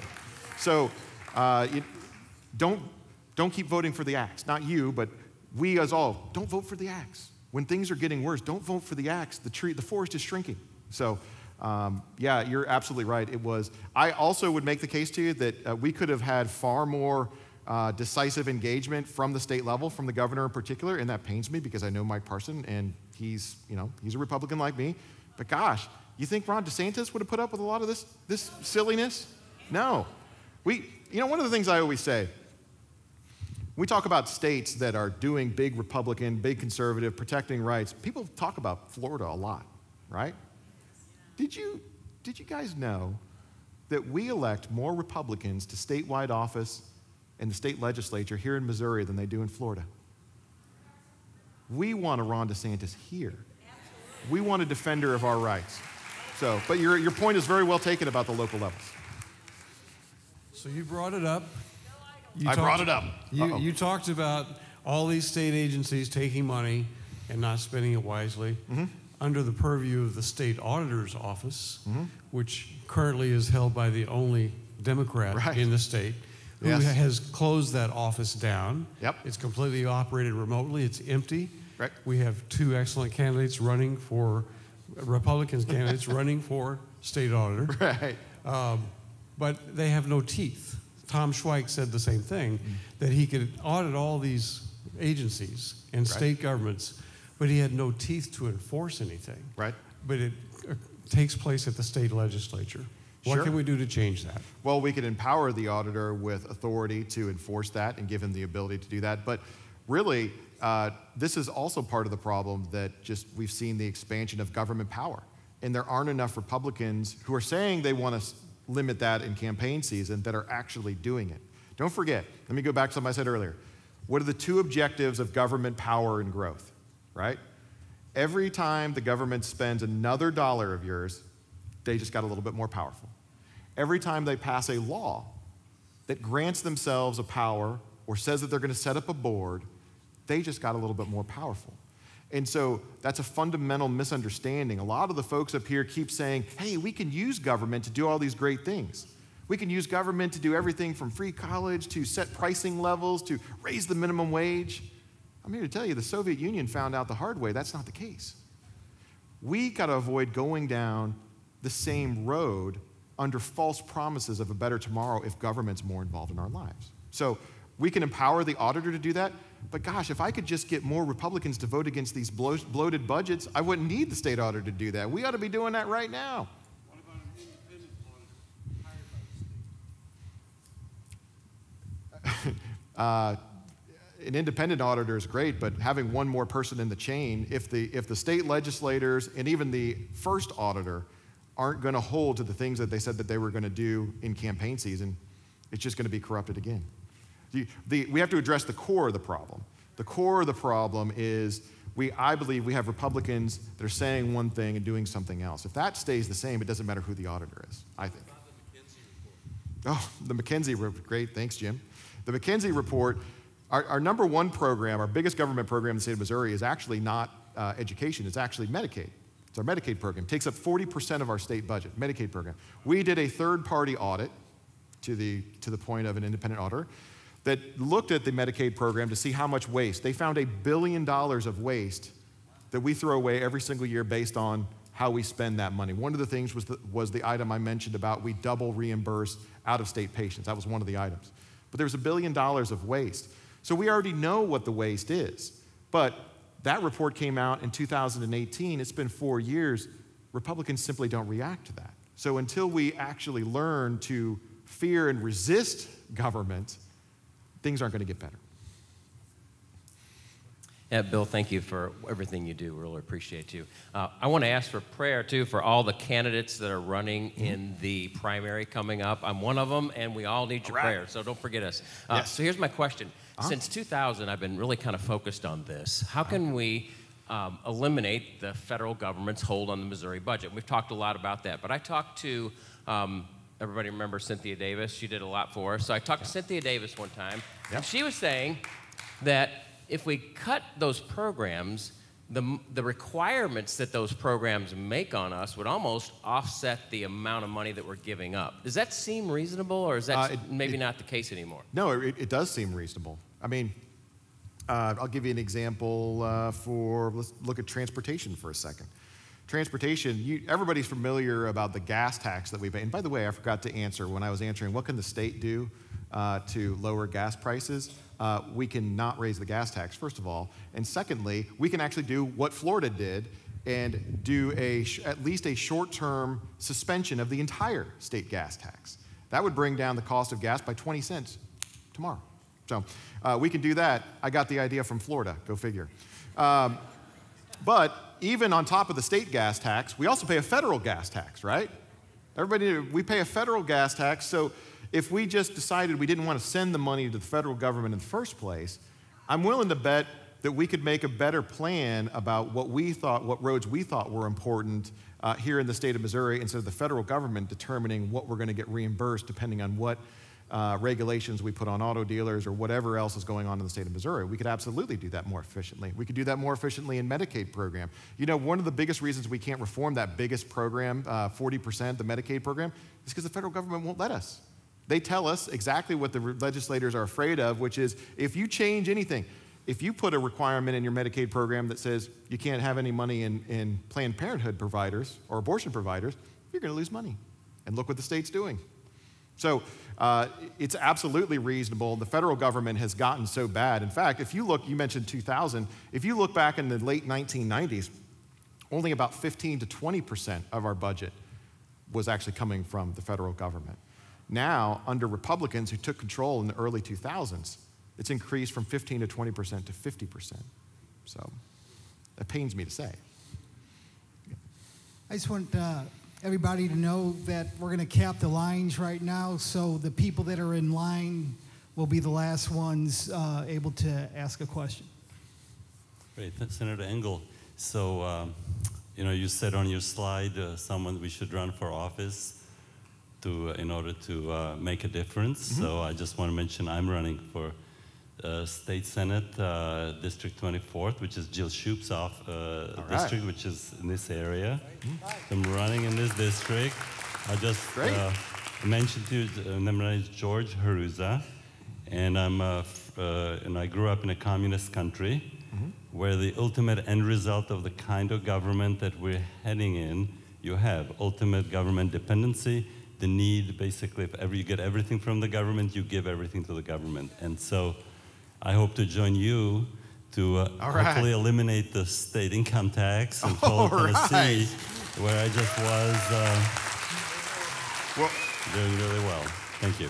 Well, it's funny you mentioned that because when I've had bills on the Senate floor, because I've moved legislation to the Senate floor where I've debated eliminating the income tax, we took a vote on it, as I mentioned, but the person that always stalled those attempts, questioned those attempts, voted against, was actually the person you're trying to replace. That was Jill Shoup.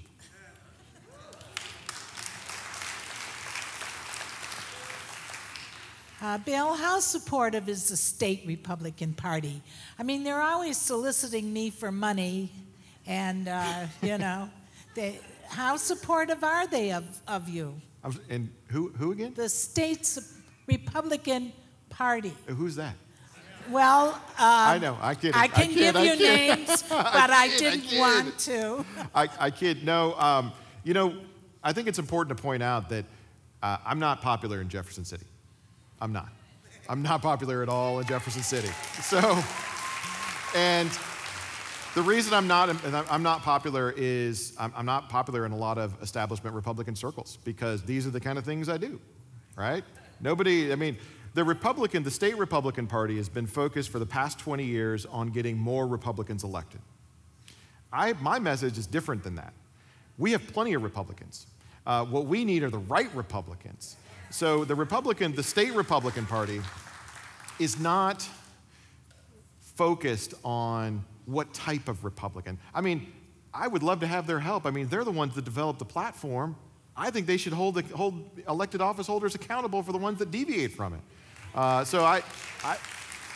And actually, to that, now this isn't a state Republican answer, but I will say that we have had, and I've never seen this before this year, we've had a series of local Republican parties, county Republican parties, censure members of the Republican caucus that voted for the gas tax, in particular Dave Schatz. I can't imagine what headwind that's going to be when he's trying to get the U.S. Senate nomination. So I think the state party is right now focused on just getting Republicans reelected. I don't think that's where the battle really is. I think the battle is determining who we want to be as a Republican Party. Who do we want to be? And actually, more than just using the label of Republican, who do we want to be as defenders of rights, right? Who do we want to, what's that? New Republicans. We want to be defenders of rights. I don't care. Listen, there are Democrats, believe it or not, there are Democrats, colleagues of mine who are Democrats, who also actually believe in defending rights. They just see the roots of the cause a little bit different, right? Sometimes I say that the difference between Republicans and Democrats, when they both want to defend rights, is they're just looking at different causes and different solutions. A lot of times that really is the only difference. But for the state Republican Party, I have a different message than they do. I want to be very careful about, we got plenty of Republicans, I want to be careful about who we're sending, who's winning these primaries. And I don't know if they're going to join me in that.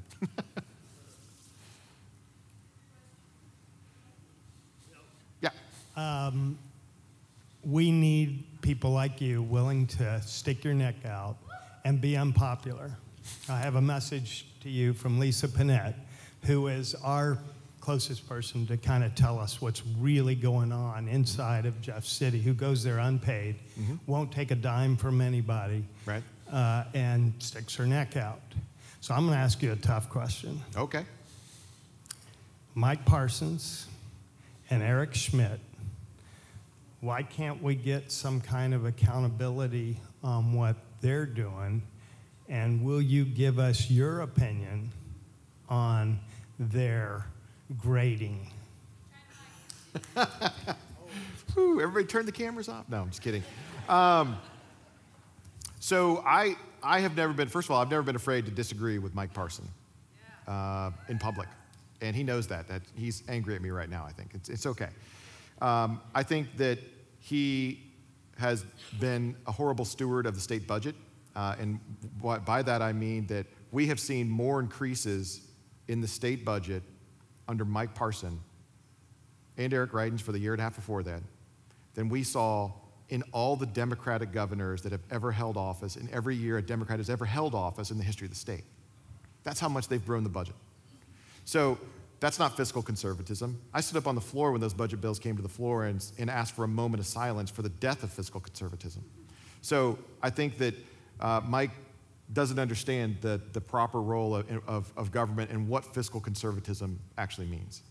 And I've been pretty vocal about that. And I'm the guy asking him questions when he comes to talk to our caucus. Again, I'm not liked in a lot of establishment Republican circles. They refer to guys like me as terrorists. They refer to guys like me as malcontents, obstructionists. I don't care what they call me. We're going to continue to fight. But I've been pretty unhappy. I've been unhappy. I wanted to, when I think of a leader, you've already heard me say it. I think of Ron DeSantis. That guy doesn't take any guff from anybody. And if he thinks there's a way he can defend your rights, whether it's on masking, whether it's on vaccine mandates, whether it's, you know, I just saw a tweet from Ron DeSantis yesterday. He was talking about the Florida state budget. The Florida state, anybody know what the Florida state budget is? Jim knows where I'm going. Anybody know what the Florida state is? It's $100 billion. $100 billion. So it's just over twice as much as the Missouri state budget, but they have what, 5 times the people? Think about that. How can they do it? So I haven't been happy with Mike Parson, and I think that in 2024, we've got to find someone who's going to be the Ron DeSantis for the state of Missouri. So did you want to ask me about Eric? You know, there are things that I like and I don't like about Eric. Eric, I'll give you a good thing. He was the sponsor of the 509 tax cuts a few years ago. That was one of the first income tax cuts that we had ever seen in this state. So that's good. He was supportive, on the other hand, he was supportive of the gas tax increase. That's bad. So when I think in a broader conversation about the U.S. Senate race, what's going on there, because his name is obviously associated with that, I would tell you, people always ask, who am I going to vote for? Who am I going to endorse? I'm not going to endorse anybody. I would tell you that I do believe we're going to elect a Republican to that seat, but you know what? No matter who it is, the solutions we need are not going to come from Washington, D.C. They're not going to come from Washington, D.C., no matter who it is. It could be me, it could be you. It's not going to come from D.C. We've got to make sure that from every school board to every fire board to every state Senate seat to the governor's office here in the state of Missouri, that we're putting the right people in place. And if we do that, we can worry a lot less about who's ultimately going to fill that seat. So that's the most I'll say about Eric. Yes. Hi. Thank you for all that you do. I appreciate it. I'm going to ask the old and tired question that has been kind of left in the dust. After 2,000 Mules came out and rigged and all the work that Mike Lindell has done, it seems like nothing is being done in Missouri to address election integrity. And I know that we voted Donald Trump in Missouri and a lot of other Republicans, but I firmly believe that especially St. Louis County is rigged in their elections. And I just am concerned about the upcoming elections. How do we know that they are accurate and true? It's a great question. So So on this question, more than any other, I actually have a little bit of good news. If I had to point for this past session that we just got done with, one thing that we actually did do, we actually did pass a pretty comprehensive election integrity bill. And it was a bill that did a few things that I think you're going to appreciate. One, you got to have an ID to vote. You got to have a picture ID to vote. We finally got that done. I mean, if you talk about the gold standard, of elected integrity, it's requiring a voter ID using a hand-marked paper ballot on election day. That's the gold standard, right? So in this bill that I'm talking about that we did pass, and I'll tell you what, if Mike Parson vetoes that, who was asking me about Mike Parson, we're gonna override that. But I think he's gonna sign it. It also had a requirement to use hand-marked paper ballots in it, which is something that we have fought for years. It had a requirement, it prohibited ballot drop boxes are out of it. Yeah, so that was another good thing. It reduced early voting. It got rid of no excuse early voting, so I'm pretty happy about that. It had a variety of things. That's probably, of all the things we didn't do, that was probably the one thing that we did that I was pretty happy with. It was sponsored, actually, believe it or not, by Sandy Crawford, and I give her credit. This is Sandy right here. Sandy and I don't often agree, but she was the sponsor of that. And for that one moment, for this 1 or 2 days on the Senate floor, you basically had Sandy Crawford and the conservative caucus were pushing and fighting in the same direction. We were opposed by the Democrats. We all stayed out onto the floor and watched until the Democrats said we were going to get that bill. And it was the one time that I saw the Republican caucus working the way it was supposed to. So on that one issue, we do have some good news. See? Oh, it got rid of Zuckerbucks? That's right. It prohibited Zuckerbucks, so we're not going to have Zuckerbucks floating around in our elections anymore. So there were some good things in that one bill, so one bright spot. It's on the governor's desk.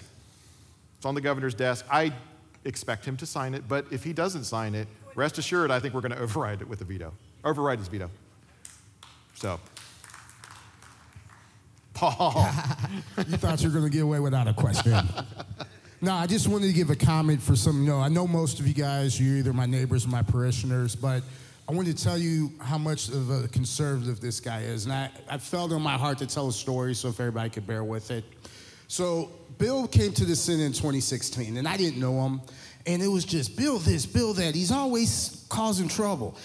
And it sounds familiar because that's what they say about me. So I didn't feel that bad about it. But I want to tell you about his last election. Most of you guys know I ran for St. Louis County Executive against Sam Page and Steve Springer. And one day I get a call from my campaign office. There's a woman by the name of Jennifer Bird, and she is disheveled on the phone, completely upset and irate.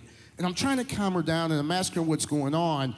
And she told me how a high-level consultant in the state of Missouri offered her $1,000 to make lies about this guy. Nothing too crazy, just to say he wasn't a conservative and he was like a union guy and every other lie in the world. Because what I found is that people are scared of the truth, and they're scared of people that tell the truth. And I want you guys to hear that, because this act that happened in my office is going to occur again in his next election. So I want you guys to remember what you heard here today. Not by what the Post-Dispatch says, because they talked about my pastor Ron. Now, not only do they insult us, they even insult our pastors now, because they want you guys to have what? The information. Make a decision upon yourselves. I know where I would stand if I didn't know where his presentation was. And you have a gentleman here by the name of Jim Lemke. Most of you guys know I used to be a Democrat, okay? You know who talked me off the ledge? Tom Schweik, Peter Kinder, and this gentleman was a senator at the time. Because he saw something bigger than what was in front of us, which is our faith and our ability to practice our faith and the ability to raise our kids in the eyes of God. And it's on my heart to tell my fellow neighbors this, because we are in a fight for our lives. This is not just about, if I thought for one instance Senator Eigel was about power and he just wanted to be a powerful guy, he wouldn't have my support. But he has a family, he has a wife, he's run a business. And politics is not about being best friends. It's about creating a future for our children and our grandchildren. So I want you to think the Hunter PAC. I want you to think Senator Eigel. I want you to think former Senator Lemke. Because I wouldn't be here if it wasn't for those guys. So you can't love me and not love them. Because when it comes down to Jeff City, and when I was fighting Sam Page, there was no attorney general filing lawsuits. I filed the first lawsuit, okay? Because at Pattonville, they didn't want my daughter to cheerlead, okay? That's what it's about. And when we were in trouble, I wish Dr. Bob Honor was here, his fellow senator in St. Charles, because those are the guys they're the only people that picked up the phone. Parsons, one of my great friends, he didn't help me with this. Our AG, he's a good guy. He grew up here in Bridgeton, but he was not the guy that picked up the phone. We said sue somebody, but now everybody's in campaign mode and everybody's running around doing what they think they should do. Last thing I want to leave you with is this, and this is supposed to be a question for him, and I'm cheating him, I know. But there is a globalist movement within the Republican Party that wants the WHO and everybody else. My congressman, you want me to tell you where she's at today?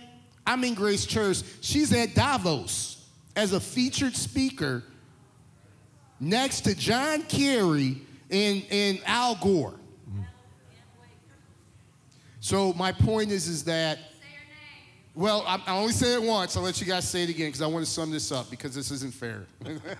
But the point I'm trying to make is just because you have an R behind your name don't mean that they were vetted. And a lot of times we have what I like to call in St. Louis County, when I'm in North County especially, what I call scratch and sniff voters. You cannot be that, okay? You cannot look at something and say, I'm going to go in that direction. That chart right there tells you everything you need to know, and it's the most honest thing I've seen in 10 years in politics, putting it right in front of us. So I want to thank you, Senator Eigel, for coming, okay? And in all of our next elections, federal, state, local, school board, I don't care what it is, ask the questions and do not believe the media. And I'm supposed to ask you a question. What's your favorite Bible verse? Great question. Parable of talents. Parable of the talents. And I always ask a question, right? There was the 3 servants that got 10,000, 5,000, and 1,000 talents. Just a question for the audience.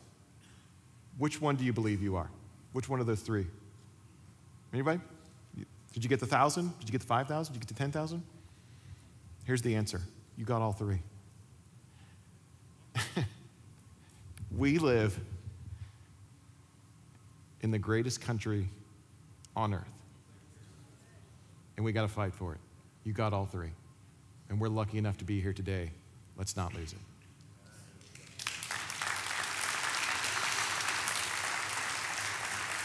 All right, the last one. Here we go. Senator Eigel. Hello. I'm in the primaries as well. I'm running for Congress. All right. Now, I have a question. I don't know if you can answer this question. Laura Mitchell Riley. Okay. I'm the only female. I have a question. I don't know if you can answer this or not, but you talked about the crime in St. Louis City. I don't live in St. Louis City, but I've heard about it. Right. How do we get rid of circuit attorneys that allow criminals to run free? And that's the problem. Yep. I know she's George Soros backed. Yep. How do we get her out of there? Yeah. Great question. There's absolutely an answer for that. So let me go back real quick what I said. The proper role of government is to protect the rights of the citizen. Letting criminals run loose and commit crimes and destroy property is an abdication of that. I'd also say that all of the local jurisdictions, St. Louis City, St. Louis County, St. Charles County, are created by what? They're created by the state. Every local entity is actually granted power and authority from the state. Because it's our belief, I think everybody would agree with this, that government which governs closest to the people should and could be able to do that most efficiently, right? That's why the state has empowered them. But it is also the role of the state when those local entities refuse to do their job, to step in and do it for them. So if Kim Gardner doesn't want to do it, then I believe that the state has to be prepared to protect those citizens. I actually had legislation, and the way we do it is if they're not going to do it, then we'll take away the prosecutor and prosecute it from a higher level. That's how we do it. I don't want to do that, but that's the answer. Because if unfortunately if the folks in St. Louis City continue to vote for the axe, things are not going to get better. And so I do think that there's a role for the state to step in. I'm concerned that the city itself is going to go bankrupt. And who's going to take care of it then? All of us will. The state is going to have to step in. And I don't think, at this point, I don't know how they do that locally anymore because, as you said, they're letting criminals run free on the streets. We've got to put a stop to it. Yes. That they have not done anything with. Yes. And who are they saying the problem is? The police. Yes, exactly. So that's what I'm saying. They're voting for the axe. The forest is shrinking. We've got to put a stop to it. Hey, let's give Senator Eigel a hand. I want to thank you all for coming out. Do me a favor, stand with me. We're going to pray over him and his family, his wife Amanda and his children. Thank you again for coming, brother. This is awesome. Father, we come before you in the name of Jesus. And Lord, we thank you, Lord, for this family. And I ask, God, that you put your hand upon him and his wife and his kids. Lord, that you would strengthen them with conviction, Lord, that's been more than any other time in their life, a conviction to honor you and to fear your name. God, we ask you to bless them, their health, Lord, their mind, their bodies, every spiritual blessing in heaven. God, we pray that you would bless them and strengthen them. And Lord, would you cause this message to go far and wide throughout Missouri? We really do, God. We ask you to wake us up as a people. Wake us up as a church. Wake us up as citizens. Lord, we love you. We commit our ways to you. In the name of Jesus, amen and amen. Amen. God bless you all. Thank you for coming out.